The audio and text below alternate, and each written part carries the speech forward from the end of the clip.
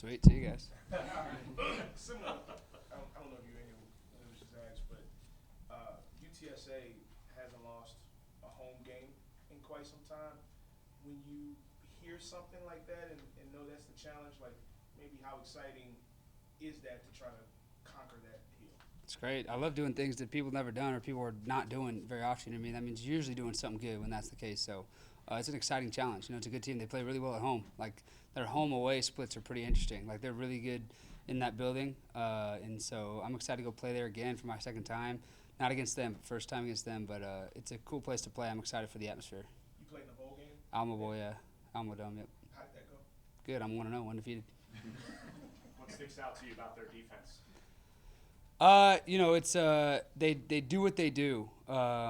Honestly, it's not crazy exotic. They have some stuff like different pressures that they'll send. They'll send, you know, those perimeter pressures, you know, corner blitzes, safeties with nickel, those kind of stuff. But you know, other than that, like they do what they do, and so we're excited to just kind of put what we can do against what they can do.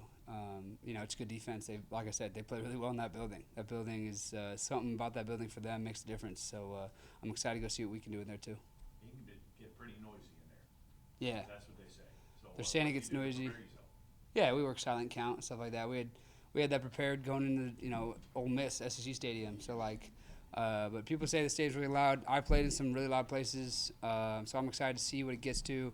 That Alamo Bowl game, that was a pretty loud game. You know, we played against Colorado in that one, and all the people in Texas are all Dallas Cowboy fans, so they all love Deion so much, so they showed up for him that game, and it got pretty loud. But I think what we did good in that game is we kind of shut them up early. You know, score early and often, and the crowd kind of takes themselves out of it. Jake, obviously, you know, with coaching carousel and whatnot, there's a lot of stuff out there, and you guys, obviously, players on social media, a good amount. How would you assess this team's ability to kind of eliminate any other off-the-field distractions and just stay focused? And also, do you kind of take some form of responsibility in making sure that people don't get distracted being a quarterback and a leader of this team? Yeah, I mean, Coach Sumrall, when we first reported for fall camp, had a meeting with the team, and he talked about, like, man, the biggest thing we need to do this year and improve upon from last year is be focused, be where your feet are, be present. Like, be where your feet are. Don't worry about anything else. You can't control what happens in the future, and you can't even control what happened in the past. So worry about where you are right now. And so that's the mindset we're going in. We're worried about this week, going and playing at UTSA and going to get another win, be 1-0 this week. And so that's kind of things we're worried about. You know, there's always something in social media. When you know, I got my own feelings about social media, and there's a whole lot of crap out there that could be skewed in a lot of ways. But yeah, I'm not worried about it. I don't think the guys here are worried about anything like that. So we're focused on UTSA.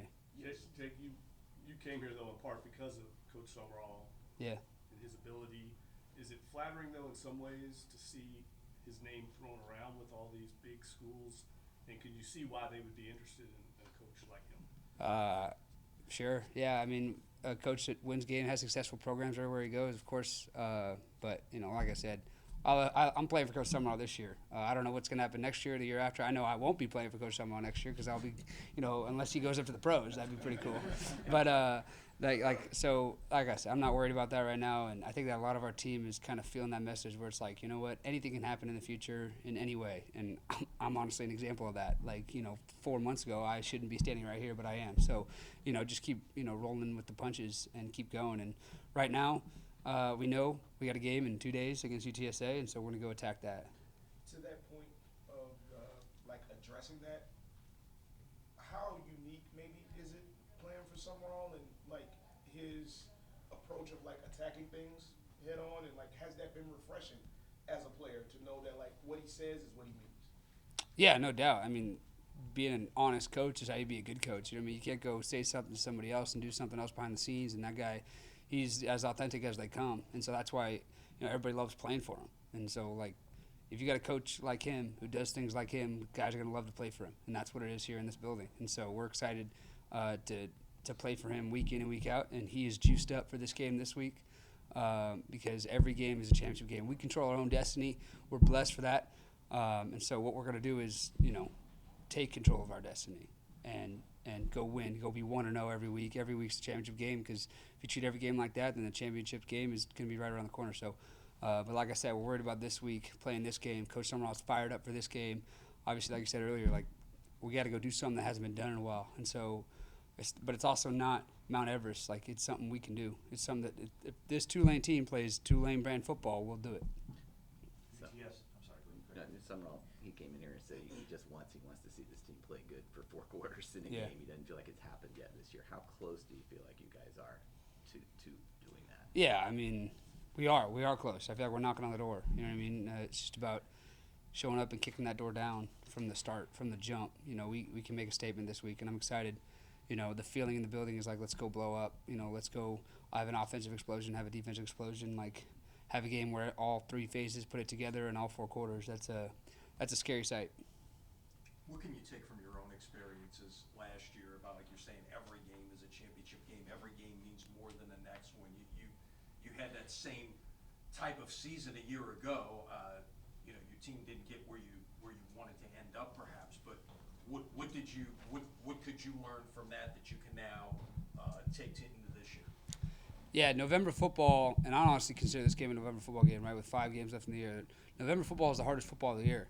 You see the Giants get knocked down. You see you know, these teams that have had a, you know, not very good season, teams that, you know, some teams may have even had their coach fired and they all of a sudden explode and, you know, go win games they shouldn't, like UCLA did. You know what I mean? So it's about, you know, showing up day in, day out. And the bigger your record is, the better your record is, the bigger the target is on your back. And so what we got to do is put the same size target or a bigger target on our opponent's back and know that every game's a big game. And any team, you know, needs to feel Green Wave football, and they need to feel us when we show up. All right, yeah, thanks, guys. Appreciate it.